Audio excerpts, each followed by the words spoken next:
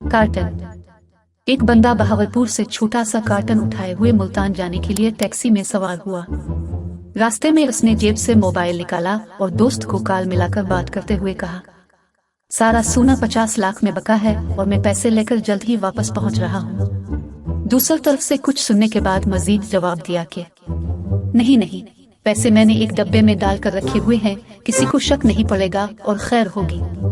मुल्तान पहुंचकर उसने टैक्सी वाले से एक दुकान पर यह कहकर रुकने को कहा कि जरा अपने मोबाइल में बैलेंस डलवा लो, तुम रुको 1 मिनट, मैं अभी आया। टैक्सी वाला, जो इस बंदे के मुकालमे को सुनकर गुम हुआ बैठा था, इसके उतरकर दुकान में दाखिल होते ही टैक्सी भगाकर रफू चक्कर हो गया। इस बंदे ने दुकान से पानी की एक बोतल खरीदी। दुकानदार को पैसे देते हुए पूछा, भाई आपके पास कोई छोटा खाली कार्टन है क्या? कल मैंने बहावलपुर वापस भी जाना।